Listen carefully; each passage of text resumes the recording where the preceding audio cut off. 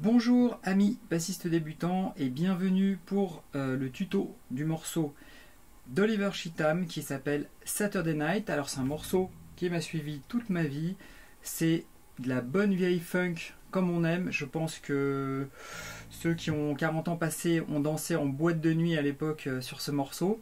C'est un morceau, on va dire, référence dans les morceaux groove funk. Voilà.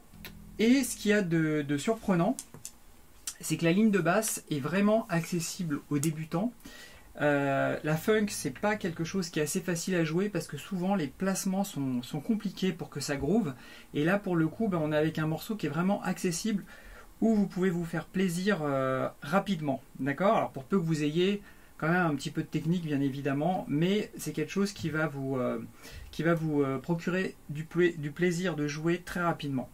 Alors, ce qu'on va donc faire, puisque au niveau des notes c'est assez simple, on va plutôt s'attarder un petit peu sur la technique, on va revenir sur des trucs que j'ai déjà dit, mais là on a le temps vraiment de les poser, parce que comme on a une note tous les 2 temps, en tout cas pour une partie du morceau, ça nous laisse vraiment justement le temps d'avoir une technique la plus propre possible. Il faut vraiment profiter de ce genre de morceau pour poser techniquement super bien le morceau, comme ça va servir plus tard.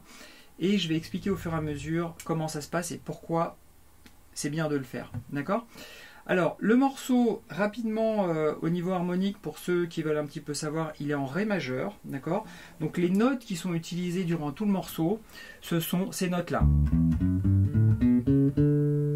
Donc, ça veut dire c'est le Ré, Mi, Fa dièse, Sol, La, Si et Do dièse. D'accord ? Je déroule simplement mon premier degré de ma gamme majeure.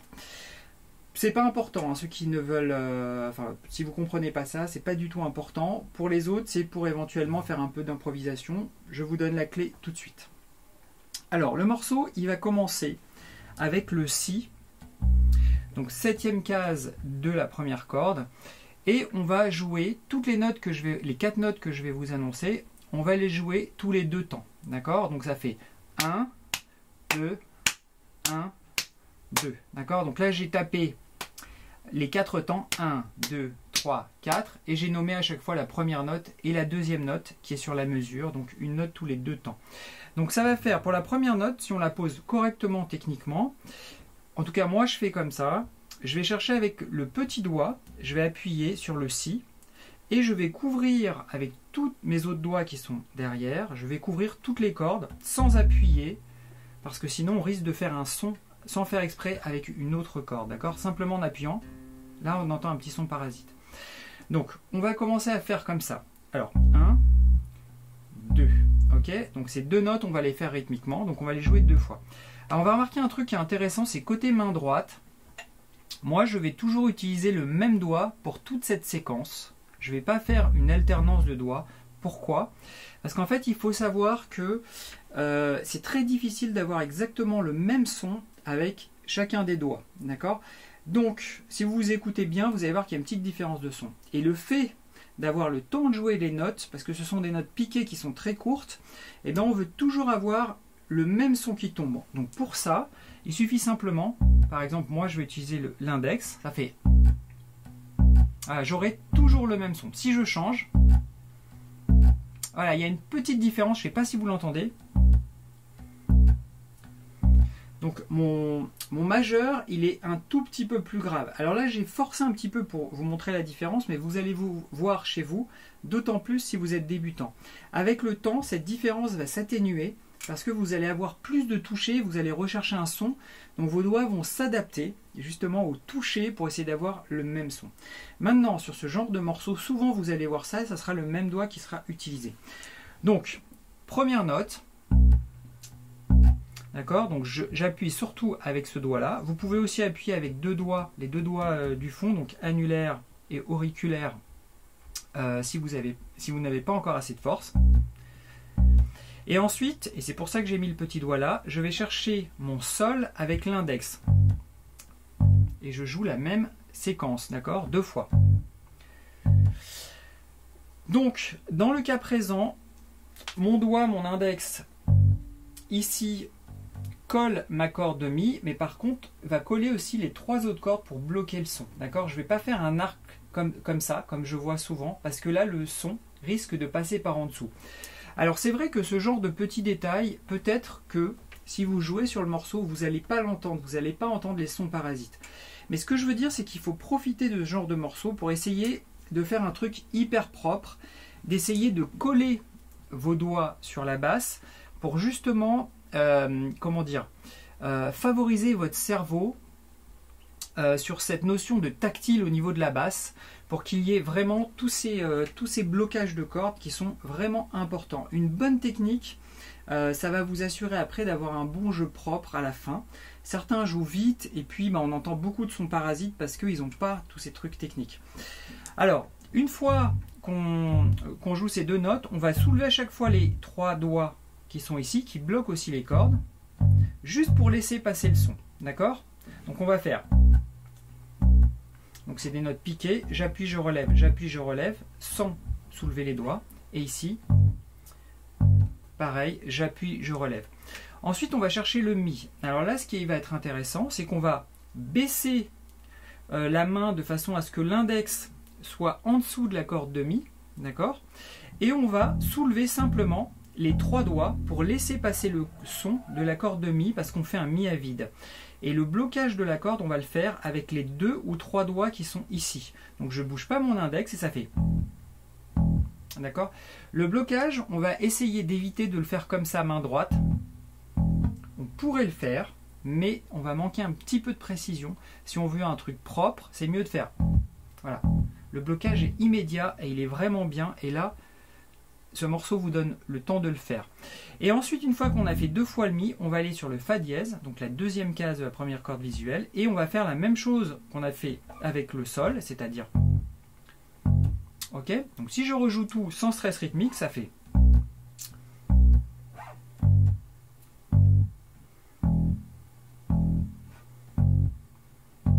Et ensuite, je recommence. D'accord? Donc voilà. Donc il y a toute cette première partie, cette première séquence où vous allez vous entraîner dessus avec un rythme, par exemple drum beat, que je vais poser, qui va donner ça. Ici, je le mets à 80 BPM. Donc on va entendre les 2 tomes. Alors je vais baisser ça. On va entendre les 2 tomes au moment où on doit jouer les notes et un crash pour dire le début de la mesure. Ça va donner ça.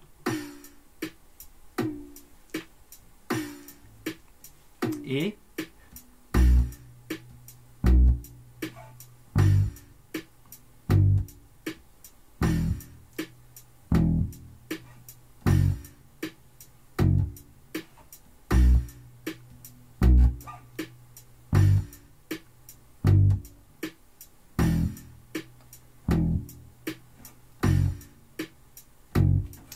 ok, voilà. Alors c'est assez simple et c'est pour ça que c'est facilement accessible aux débutants, d'autant plus que tout le morceau va se jouer sur une seule corde, la corde de mi, parce que si on écoute bien, ici, cette note-là, par exemple, qui est le si, on pourrait très bien la jouer là, mais le si qui est là, il est un petit peu trop...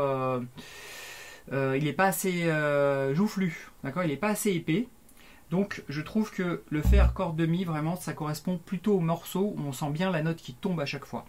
Écoutez bien ce début du morceau où on entend ce passage, écoutez bien la basse pour voir la longueur de la note, pour voir comment il étouffe, et vous essayez vraiment d'imprimer ça dans votre cerveau pour ensuite le reproduire sur votre basse. Ok? Donc une fois qu'on a cette partie là, on va passer sur la deuxième partie. Alors pour cette deuxième partie, j'ai créé un pattern rythmique sur Drumbeat. Donc toutes les ressources, vous pouvez les télécharger sur mon site de formation dans la partie gratuite, la tablature du morceau et le pattern rythmique. Et si vous arrivez à passer ce pattern, qui franchement n'est pas très compliqué, simplement c'est pour ça qu'on va s'appliquer au niveau technique, et bien ensuite il suffira de l'appliquer sur le morceau grâce à la tablature, à ce que vous avez vu dans mon cover. Ça va être assez simple à mettre en place, ça vous fera un petit travail en plus. D'accord? Alors si on écoute le pattern, de la même façon, j'ai fait un rythme à 4 temps et j'ai posé des tomes de façon à entendre les placements. D'accord? Donc si je lance, ça donne ça.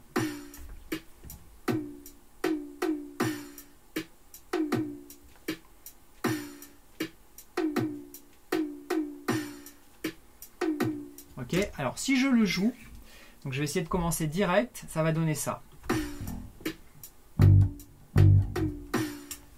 Je me suis trompé parce que ça va un petit peu trop vite, je recommence. Donc ça fait.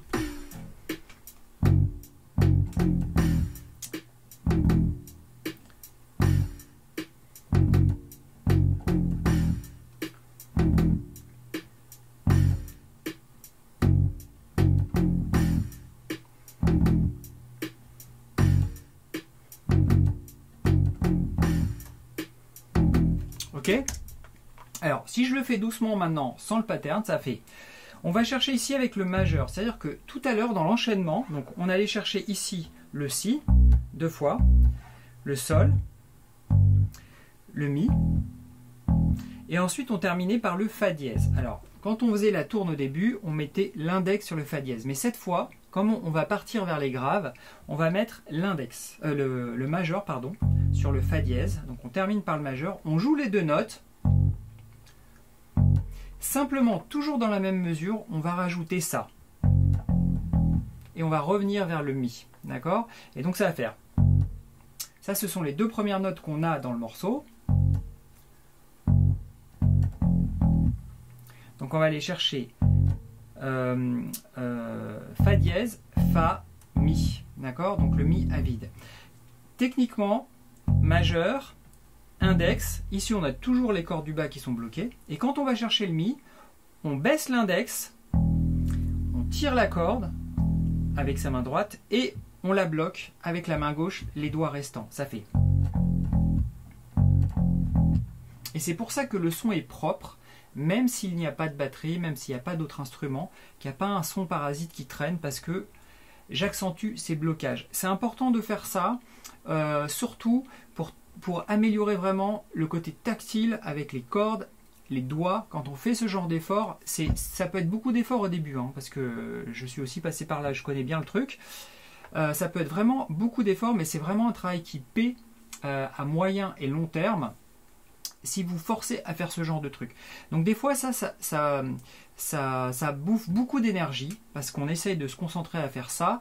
Donc il ne faut pas oublier aussi de se faire plaisir. Donc de temps en temps, vous lâchez ce truc, vous le jouez comme vous avez envie, d'accord, sans faire forcément ce genre de blocage. Et ensuite, vous revenez dessus pour essayer vraiment d'appliquer ça. Il y a d'autres styles de blocage. Mais en tout cas, celui-là, de façon justement à vous donner toujours plus de finesse tactile sur votre basse. C'est vraiment, vraiment important pour ce genre d'instrument.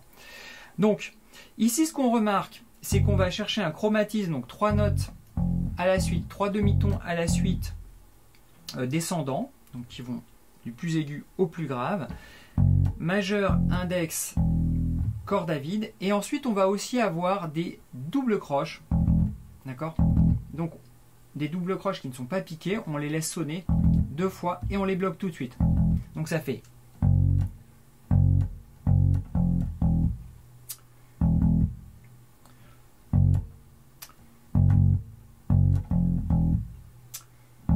d'accord, donc là pareil, de la même façon, avec mon majeur, je bloque les cordes, mon index, je bloque toutes les cordes, et on a... D'accord? Ça, c'est des petits trucs qui sont importants de pouvoir vraiment bloquer tout ce son. Donc, je vous laisse à ce pattern rythmique et essayez ça, et ensuite vous le plaquerez sur le morceau. C'est presque la même chose, simplement il y a un petit peu plus d'aller-retour. Et on va finir par cette petite séquence. D'accord? Donc, écoutez bien, ça fait 3 notes piquées avec l'index sur le La, d'accord? 5e case. Je laisse sonner la corde de La. Ensuite, je vais chercher le La dièse et le Si avec mon annulaire. Ça fait. D'accord?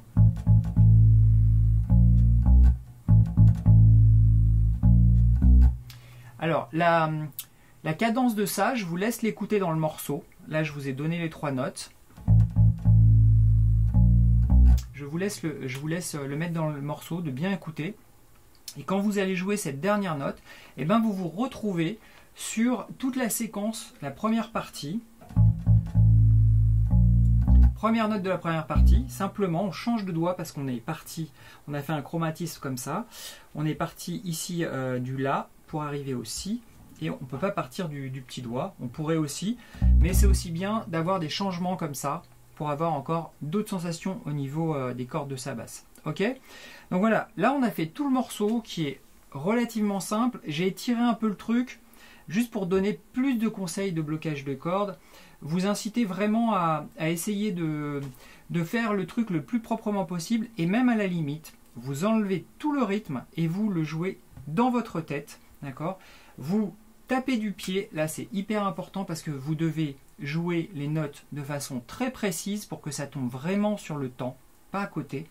Et pour ça, le meilleur moyen, c'est de taper du pied et vraiment de poser sa note exactement au moment où vous tapez du pied.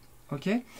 Ensuite, quand vous allez le jouer sans autres instruments, vous allez avoir juste le son de votre basse. Enregistrez-vous, réécoutez-vous, de façon à voir si votre jeu est propre ou non. D'accord? Alors j'insiste moi beaucoup sur ce genre de choses, surtout au début, parce que si vous progressez un peu tout seul sans passer du temps là-dessus, à un moment vous allez devoir passer du temps et revenir en arrière, et c'est toujours plus compliqué. Donc autant prendre les habitudes le plus tôt possible. Ok? Voilà les amis pour ce tuto. Un petit like, ça fait plaisir comme d'habitude. Portez-vous bien et bonne basse.